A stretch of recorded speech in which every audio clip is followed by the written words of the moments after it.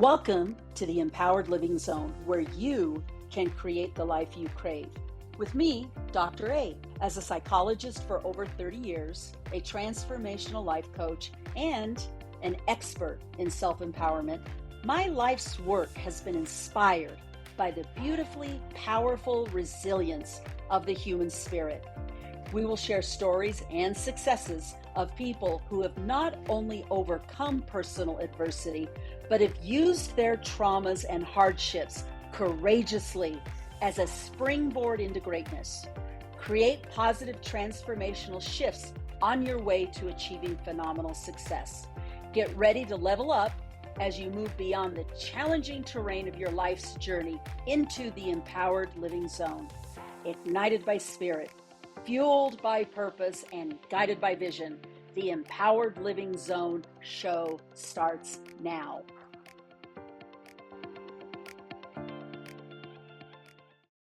I'm Dr. A, and you are listening to the Empowered Living Zone on Transformation Talk Radio. My guest today is Dr. Pat Baccili.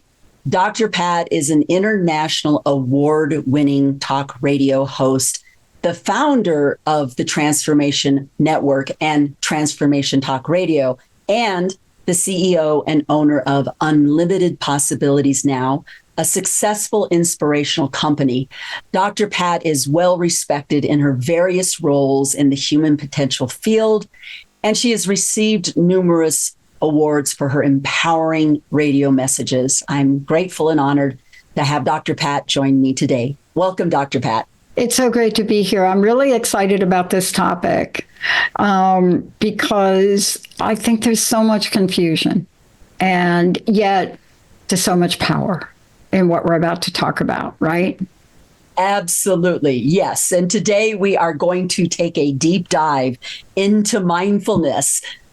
We are going to discuss how it cultivates self-awareness and strengthens the witnessing mind. We are also going to discuss its transformative and powerful role in our lives. Now, mindfulness is a term we've heard a lot lately these days, haven't we, Dr. Pat? It's been kicked around a lot. Yes. And yet, I don't know if people really know what it means. It sounds like a fancy word.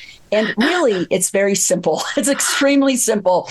At its core, mindfulness is the practice, and I say practice because practice is important, of being fully present and engaged in the moment without judgment. That's the second critical component of mindfulness, is no judgment. And mindfulness is the awareness of our internal state. It involves paying attention to our thoughts, our feelings, sensations in our bodies as they arrive, and observing them with openness and curiosity. So I'm going to use a metaphor to give us an idea of mindfulness. Me and my metaphors, right? So imagine this. You're sitting next to a river and you're watching the river flow. You're watching the water go around rocks and perhaps hit up against boulders and splash. You might see little swarms of mosquitoes, and every now and then you might see a fish jump out of water to get those mosquitoes. And you may see debris, leaves and branches kind of floating down the river, and maybe an occasional duck. And what's important about this is, as you're observing this river, there's no part of you that's trying to change what the river is doing or the wildlife in the river is doing. You're simply observing this with no judgment, with no urge to change it. And this is basically what mindfulness is like. It's about becoming a witness or an observer to our own internal experiences. Dr. Pat, I'm kind of curious. I have had my own relationship with mindfulness. I would love to hear what you have to say and what your experience has been with mindfulness. I think the term is deceiving. And I think the term is deceiving, not because it's meant to be deceiving. I think because mindfulness is the thing that we are all aware of. We just don't call it that. And I think what's really important is for us to really understand what you just said. What are we talking about? We're talking about an awareness. We're talking about a level of awareness about what's going on inside of us. Let's start at a starting point. Now, what are some of the other words that we've used that are more popular? Introspection, right? But the minute we use a word like mindfulness, people think that we're talking about something that, and this is really the stigma we've all had to move beyond. Because once upon a time, if you said mindful, you had a vision of the Dalai Lama sitting over there somewhere at the top of a mountain doing what the Dalai Lama does until you meet the Dalai Lama. And then you have a new experience of that. But, part of this is also letting people know you don't have to have your own mountain to sit on. And in the world we live in today, it is one of the most important practices that we have. Why? Why is it? Because if you don't know what's going on inside of you, and I'm not just talking about, well, what am I thinking now? Although that's part of it. We don't even understand how to be in the only time there is. That's the present moment. You see, we don't even have a sense of that. And so therefore, we don't even know how to go there. So what happens to us? We're living 1 year, 5 year, 10 years ahead, or 1 year, 5 year, 10 years behind. And it's not clear how living in that space produces anything other than anxiety and stress. But aren't we talking about a way to help people understand and not just observe, but get more control about their state of being? Absolutely, Dr. Pat. And I mean, you've just opened the door for my own experience with mindfulness.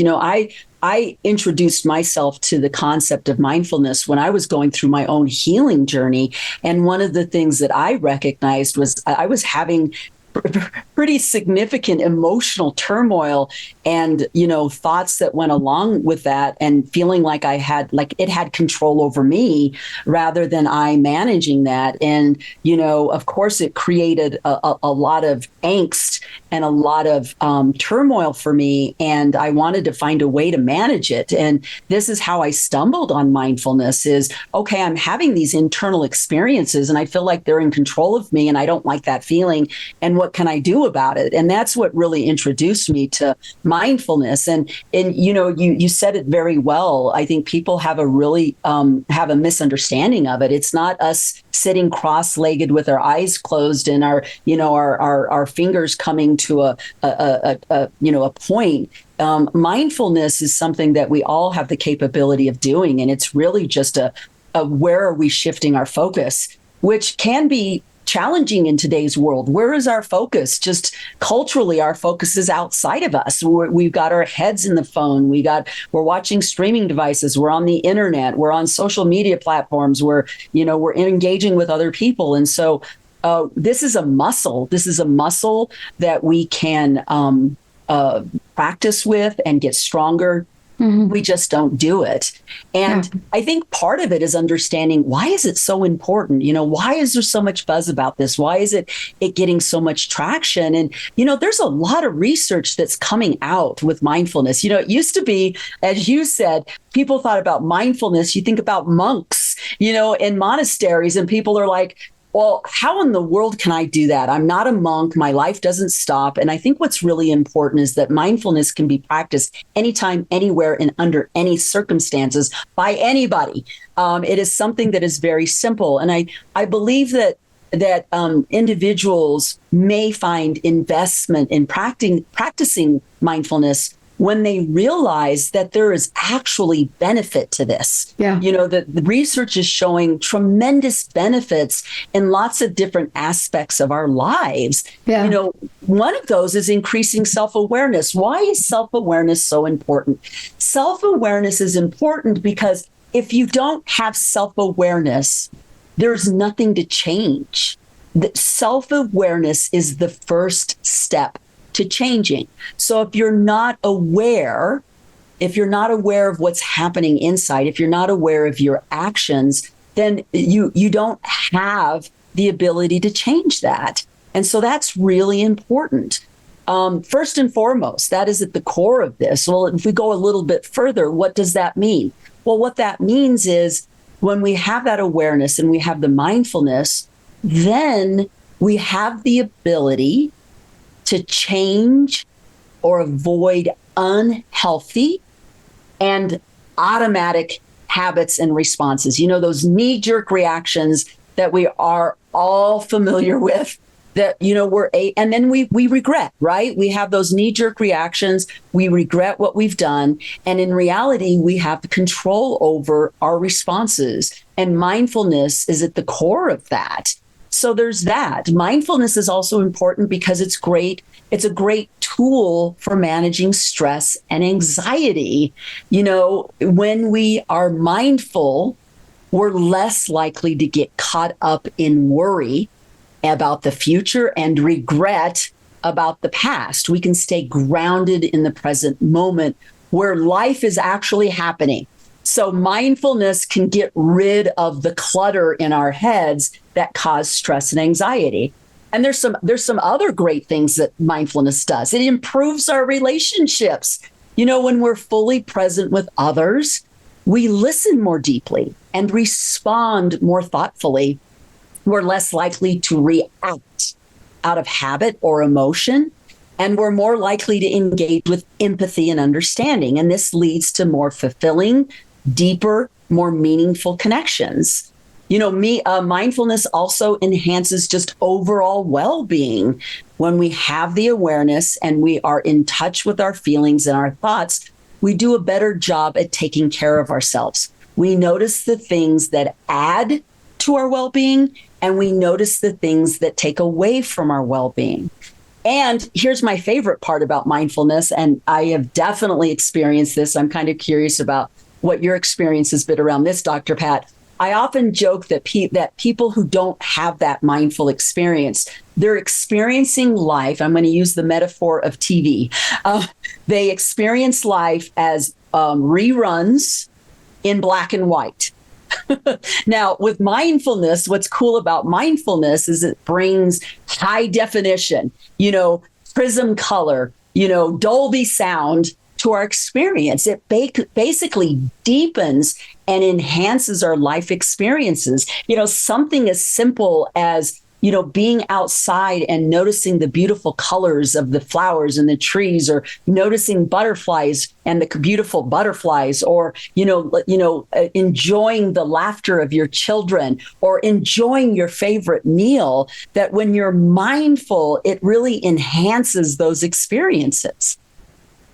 Yeah. And I mean, I think we're going to talk more about this as we move forward. But I think the most important thing for me is we don't really have a sense of how pop culturist the word mindful, not the word, the act of mindfulness is. We just don't really see it, because it's like I said before. I mean, I can go back to almost every show I've done in 20 years where the conversation we had was very different than the one we're having now. But we now live in a world where we understand that we're living in sometimes cognitive mashup. You know, our thoughts, crazy. Our level to deal with emotions, we don't even know. But we don't really put it together. And I think that's the new narrative today, is understanding how often we do it and how often we have the ability to do it and don't do it. And who are the people that you can look at? You know, who are those people you can look at in the world and pinpoint, albeit not necessarily people that I coach, but you can pinpoint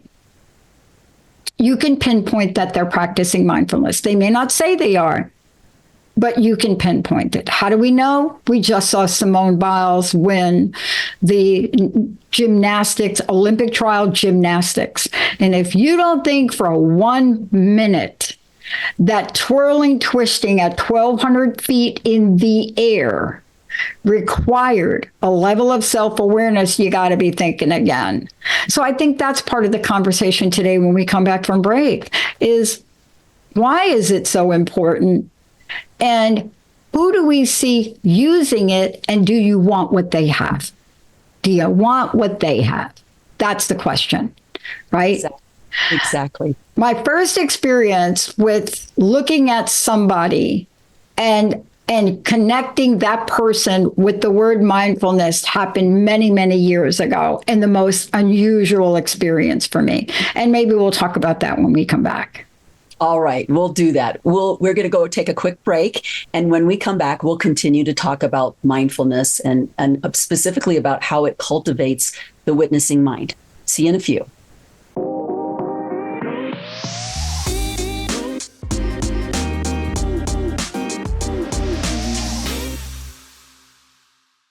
We are back on the Empowered Living Zone with me, Dr. A, and Dr. Pat. Before we get started and diving back into the mindfulness journey, I'd like to let you know that if you'd like to work with me or inquire about the opportunity to work with me, or would like to know more about empowered living and transformational life coaching, you can reach me through my website, which is www.empoweredlivingcoaching.com. Again, that's www.empoweredlivingcoaching.com. All right, Dr. Pat, I want to hear your story. We ended with you telling us a story. Well, I think we're just not aware. I remember the first time I experienced Eminem. I remember the first time, and I can't remember when it was. I know it was a while ago, and I didn't quite know who he was as a rapper. And, of course, I grew up in the Bronx. I mean, we are the home. Okay, I hate to say it, but this is where it started, just saying, everybody. But I remember the first time I heard him, a friend of mine sent me a clip, even before he was even popular. And when you listen to something like that, there are three distinct moments where I've seen this so beautifully done. Regardless of what you think about his rap or who he is or gangster, not gangster, there's a moment that you get mesmerized. You're so drawn in to the present moment of what he is doing. And you don't need to know, you don't even know what he's saying. But you're drawn in, and you can't help but be struck by you're in a moment-to-moment, side-by-side experience with him. Now, that's one form of art. It's music. But there are other forms, right, where we're so acutely aware of time stopping. I like to call it time stopping, because that's the way sometimes it feels. Michael Jordan. If you've ever watched Michael Jordan in the early Michael Jordan days, and the level of how many little limited breaths he takes to play, and you watched the beauty of him, his play, his experience, and you just see it, and you could see something that you can't explain. And ask yourself, when you see either Michael Jordan or Caitlin Clark take a shot, do you think they're in anything but the present moment? Let's just talk about that. Now, who are some of the other people that are not part of the pop culture, but people maybe you could think about? Maybe it's a poem that you heard, or maybe it's like my experience of Linda's dad teaching me how to do woodwork. Now, if you ever have an experience of having somebody teach you how to take a 1/16 of an inch off of a quarter round molding, a 12-foot piece on a circular table saw, trust me when I say you really need to be at a place where time and everything else around you stops. Because focus, concentration, being in the moment you're in, there's so much freedom and beauty to it. But you see, what we've done with this word mindfulness is we've made it a conversation that people believe is for the 1%. But you're doing this show because now it's catching on, isn't it? It's catching on. And what you're doing today is saying, wait a minute, let's break it down. So you're all experiencing it. How about you moms out there in the world with your infant baby holding that little thing in your arm right there? What are you thinking? Are you with your little child? Are you thinking, what? I got to get on TikTok. What are you doing? But see, this is how we bring the conversation, because here's what's not going to change. We're not going to be getting less data. We're not going to be getting less pop-ups on our phone. As much as I try to unplug from news until I want to pay attention to the news, I could not get away from my phone, starting with yesterday. And I still can't. And I've tried to delete the app, stop the news reel, but this is the world we live in. So we have to come up with another way for us to be all of who we were meant to be. And that's what you're talking about today, aren't you? Absolutely. Absolutely. You hit on several things that I want to highlight, Dr. Pat, and I think are really important. One is being in the present moment and experiencing either the flow or the time stops kind of feeling. That is a natural state of being.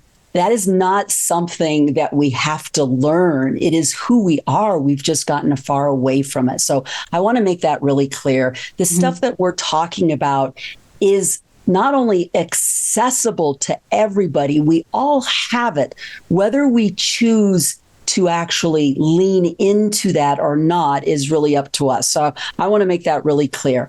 Mindfulness is just a fancy word. And mindfulness, it makes me think, again, here I am with the queen of metaphors. Mindfulness is a practice. It's like learning any skill. You go to the gym and you work a muscle because you want to be stronger.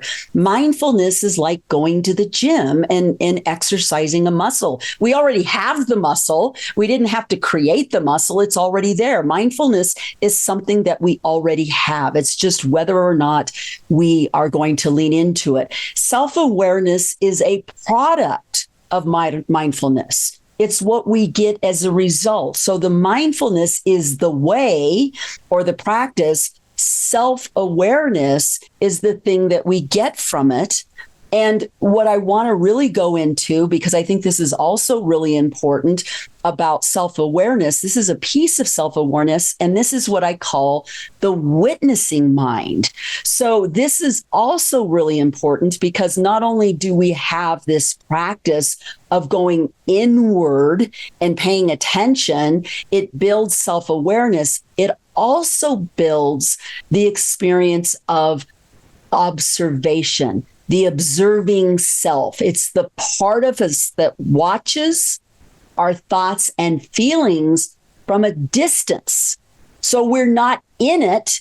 It's like the eye of a storm. Life is a storm, whether we create our own storms with our feelings and thoughts, or there's a storm outside of us with the craziness that happens in our world. The self-awareness and the observing mind is the center of the storm. It's where the calm is. And when we go to that place of calm and we go to that place of witnessing mind, it's powerful because what it does is in the distance between us and the experience, the observer and the experience, it gives us the opportunity in that moment to choose. That is where our power is in the moment of choice, right?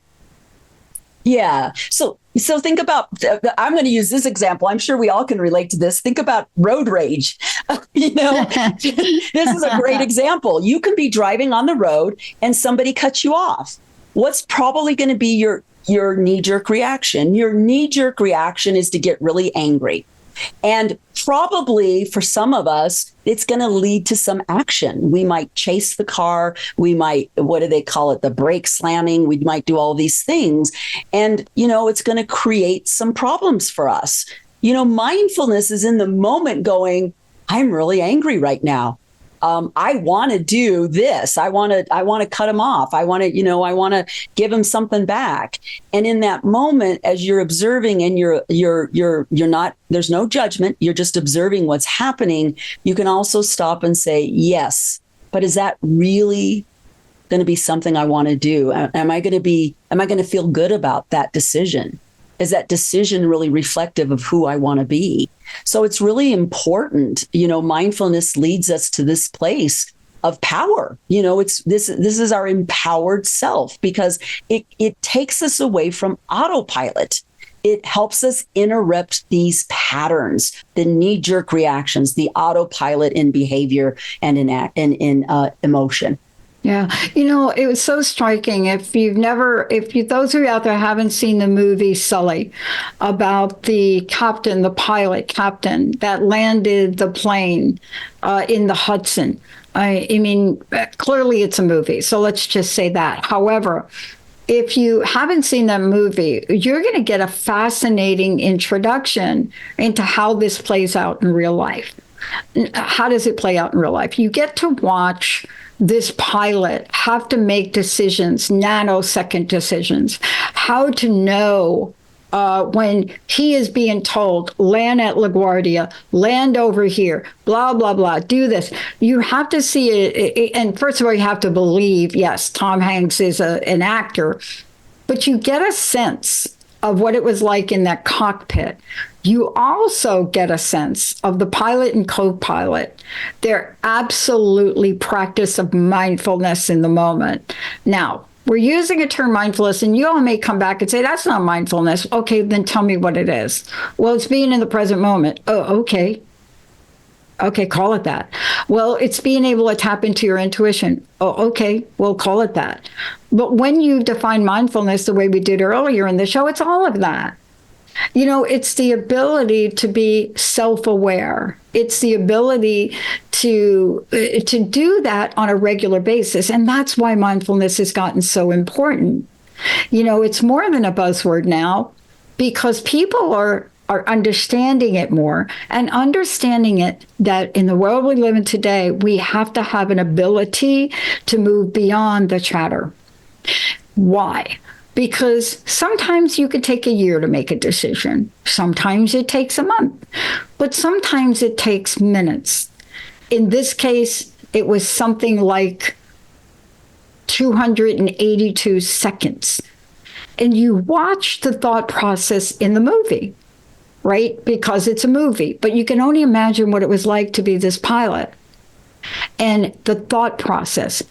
Now, I can't even begin to imagine what would have happened if he would have been thinking, oh my God, what am I going to do with my family? What happens if they blah, blah, blah, and all the passengers. And can you imagine if that was the chatter going on in his head and the co-pilot's head? Can you all imagine that? Can you imagine, what happens to us in our daily lives? How many opportunities we miss? You see, we don't talk about that because we only count the actions and the things in our lives that are tangible. But think about it. How much do we miss? It's hard to quantify this, Dr. A, because we don't think about, I missed that thing because, by the way, you missed it and you don't even know you missed it. This is why this is important in your career. It's important in your playtime. It's important if you're an athlete. It's important if you're a talent. It's important if you want to be in the dream state of vision in your life that brings you to a place you're not now. But if you don't know where you are now, how are you ever going to, think about it. I'm getting in my car and I got to find how I'm going to get to the bank.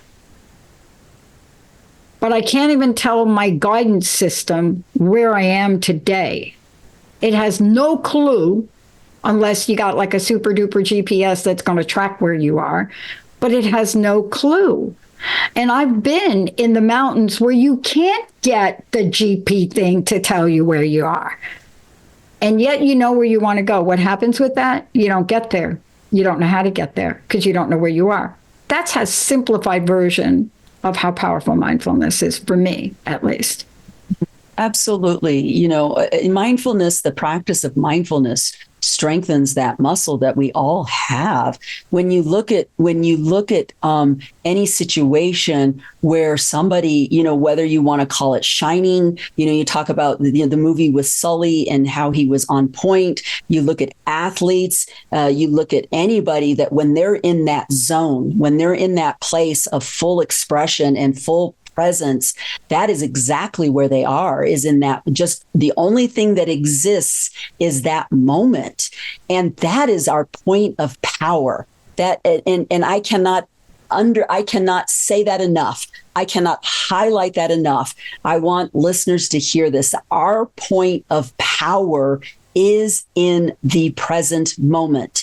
And in order to maximize our power in the present moment, we need to have that self-awareness. And it's interesting, you had talked about Simone Biles, and one of the things that I think is really interesting is if you ever watch anybody who is about to whether it's a performance, whether she is about to compete, or, anybody that is in that moment where there's going to be just this pure expression of who they are, what I find really interesting, and just watch this, is there's a downward gaze. There's always a downward gaze. And why is there a downward gaze? The downward gaze is signifying the going within. What they're doing is they're shutting off a little, they're shutting off the eyes to the external stimulation, and they're going within. And it's interesting how we naturally do that. We go within and we land somewhere, between our heart and our solar plexus, right in our gut. And that's purposeful. That is at the center of who we are. And that is where our brilliance comes from, right? Yeah. I mean, I played in a tournament a week ago, and I won. I met my goals of making the nationals, but I lost a match. And why did I lose the match? Exactly from what we're talking about today. I was not practicing mindfulness. I wasn't there. I was distracted by myself. I was distracted by my thoughts about what if I lose. I mean, you can make up your own story, but the mind and our unconscious parts of us, let's just call it non-conscious parts of us, are always working. And they're not always working on your behalf. And so the question is, how does mindfulness bring us back to the only moment there is? And that is the present moment. That is the only moment there is. And in that moment, what do you observe? Do you observe the rabbit that I see across the street that, we've given these rabbits names? What are you observing? Are you really, look, are you texting and driving? See, that is the antithesis of mindfulness. Why? Because if you're texting, you're not driving. If you're driving, you're not texting. And what happens when you're not that aware?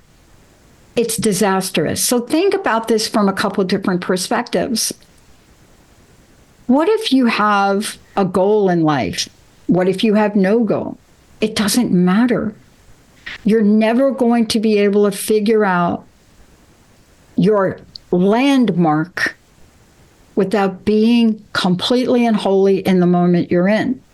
I'm not saying we don't all multitask, we do.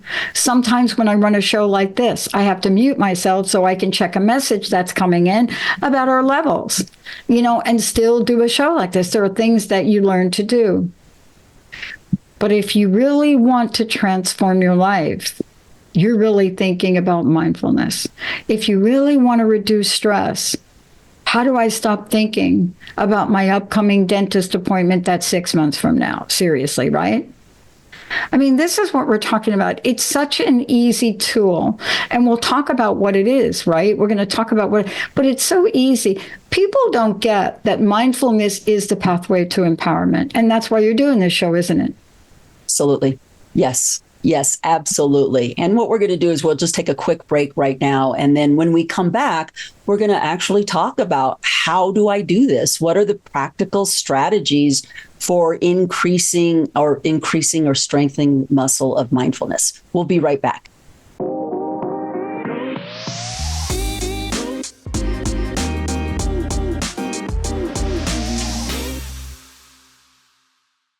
We are back on the Empowered Living Zone with me, Dr. A, and Dr. Pat. And now the $1 million question is, how in the world do we strengthen our mindfulness muscle? And we're going to go into some very practical strategies. I loved the image that Dr. Pat gave us at the beginning of this podcast when she said that, people really have a misunderstanding of mindfulness, that we have this idea that we have to go up on top of the mountain and sit in a cross-legged position in order to practice mindfulness strategies. And that is the farthest from the truth. There are very, very simple, very practical, and very efficient kinds of ways of entering into mindfulness. And I'm going to cover many of those today.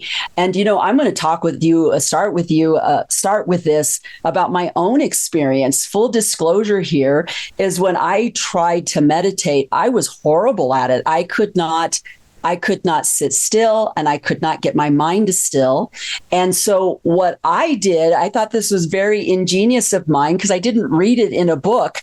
But what I recognized was, at this time, this was over 30 years ago, I was a very, very big athlete.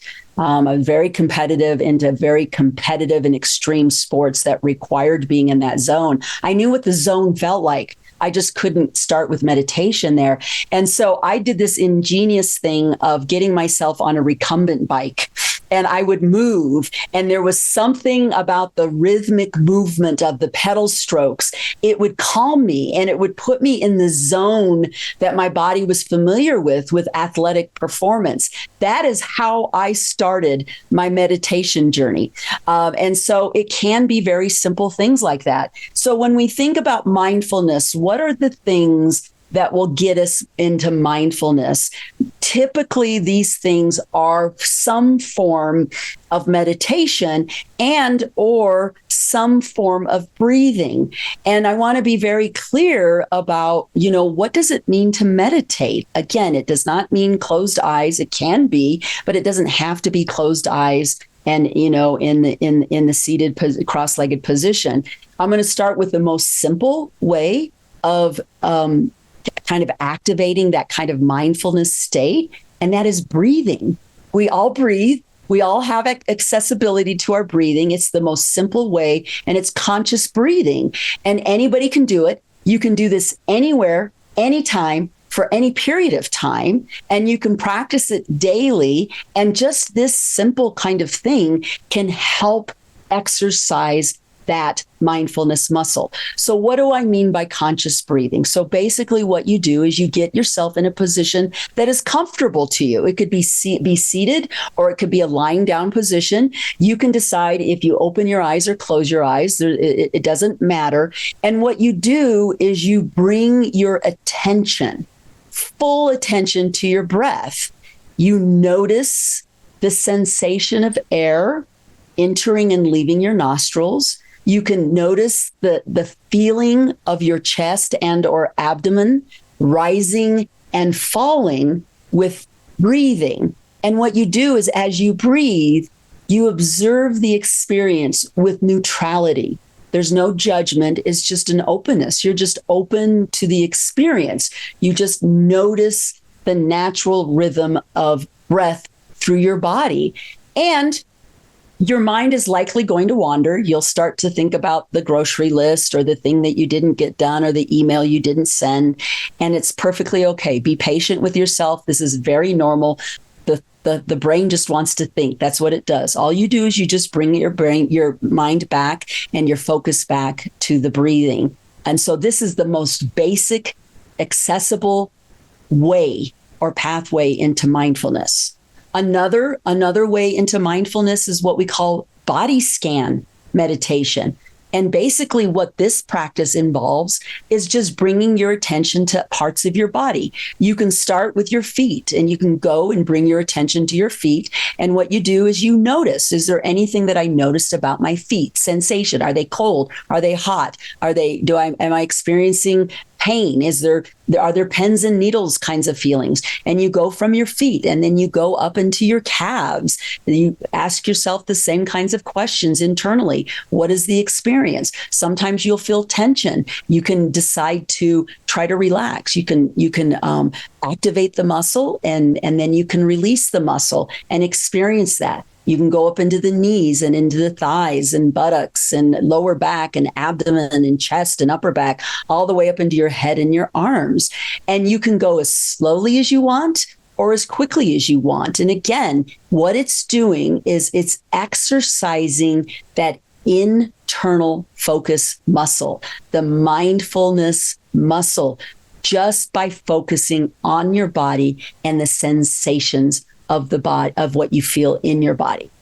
Another form of meditation is what we call mindful walking. So here's a nice thing. You can kill two birds with one stone. You got to get some exercise. You can go out for a nice walk, and at the same time, you bring into your walking the practice of mindfulness. Well, what does that look like? What that looks like is you choose a place to walk that is quiet and free from distractions.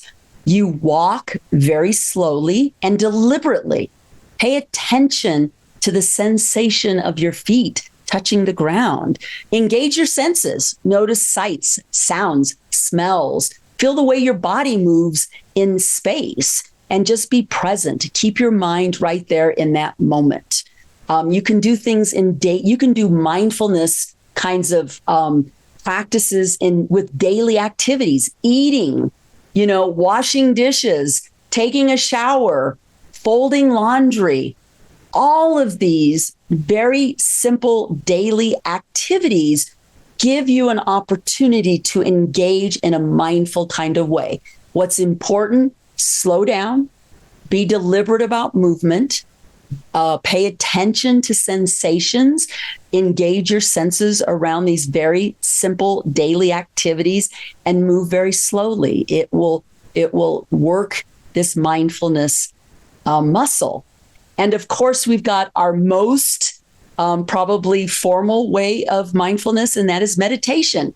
Meditation can be sitting down, eyes closed, going into a quiet space, and just being with whatever presents itself internally and just observing, not needing to change it, no need to judge it. You just observe what is inside. And you can do this for as little as 5 minutes and up to hours if you'd like. And that's important. It doesn't matter how long, it's just the fact that you do this. In today's world, there are great aids to help you with mindfulness. For example, there are great apps. There's Calm. There is my favorite, by the way, is called Insight Timer.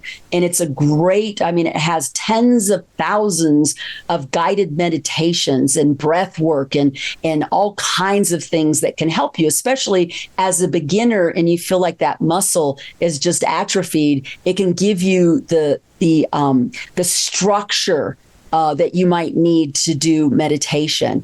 Another really helpful thing is what we call gratitude practices. Gratitude practices, what it will do is it will bring your focus into your day and into your experience, because on the radar screen, you are looking for things to be grateful for. So it does pull you into the present moment, and you can journal about this. That will also bring you into the present moment and get you into your feelings, the sensations, the thoughts that you're having internally. It can also help to join a community. There are communities online and in person that can help you with these practices. What is really important about this process, Dr. Pat, is that you are patient and you are compassionate with yourself, because even though this is a very simple practice, it can be challenging because we are so unpracticed with this way of navigating in the world. Yeah. I think that you've given people a list of things, and I just want to tell everybody you should probably go back and listen. And there are many things out there. Some people use music. Tom is another one of these great. I have something called a brain tap.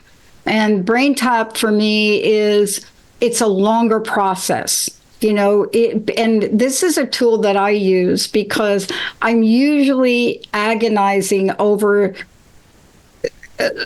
not necessarily what am I going to have for dinner. So there are different tools for different things. The point that I think you're making is there are just so many now out there. I mean, it's just so important. But what can we help people with today to say it doesn't really matter where you start? We just want to encourage you to start, right? Isn't that what we're doing today in the show? Absolutely. Absolutely. You know, as I said, even 5 minutes a day, 5 minutes a day where you either do the breath work, where you just pay attention to what happens in the experience of breathing, whether you're just quiet for 5 minutes and you just notice what happens for me when I'm quiet, or you go on a quiet walk, or, you know, a lot of times what I hear, I get a lot of pushback about meditation, and everybody always says, I don't have time for this. I don't have time.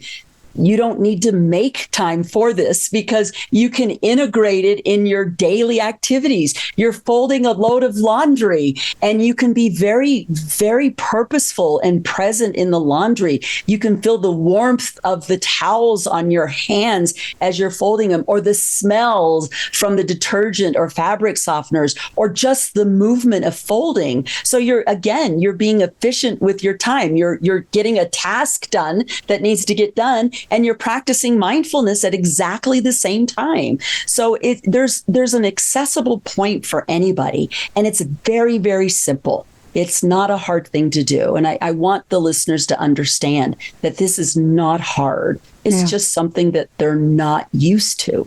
Yeah.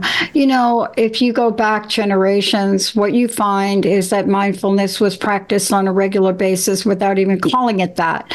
But if you go back in time, you'll also remember that we lived in a very different world. You know, we didn't have 600, 900 TV channels live streaming on our phone. We didn't have, constant text messaging or something else. But this is the world we live in. We're moving into an age of technology that nobody could have predicted except if you watch the Terminator movies. But we are moving into a phase where this is the time now, not just to practice it, but for yourself, but teach your children.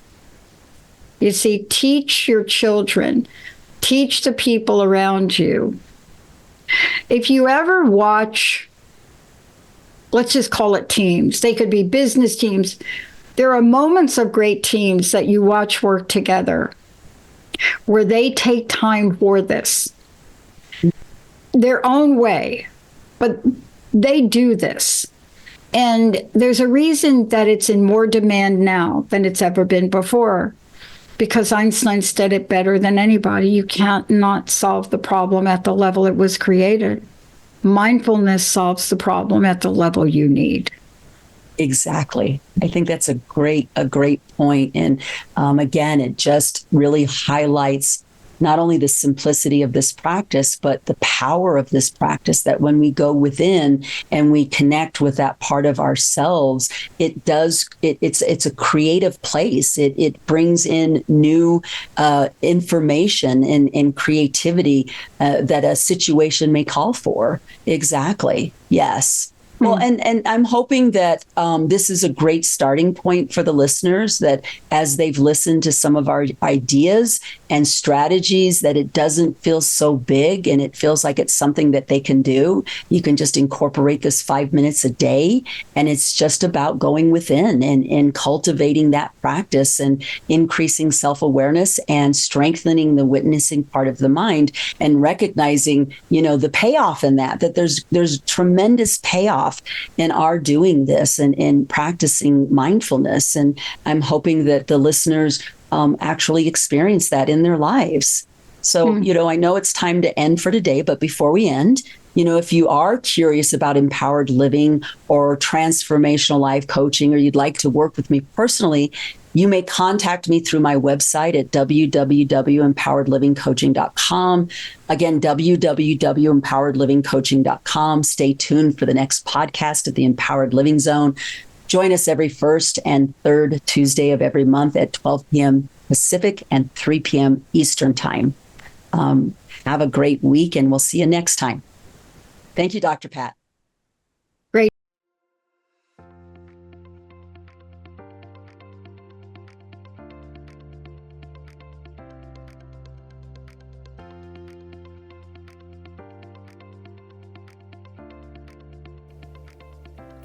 Thank you for tuning in to the Empowered Living Zone show with me, Dr. A, to create the life you crave.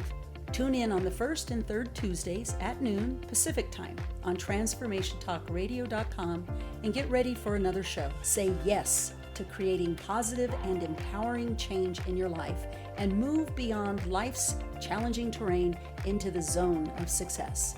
Be ignited by spirit, fueled by purpose, and guided by vision in the empowered living zone. For more information on how to do deep transformational work with me and to create the life you crave, visit empoweredlivingcoaching.com. That's empoweredlivingcoaching.com. See you next time.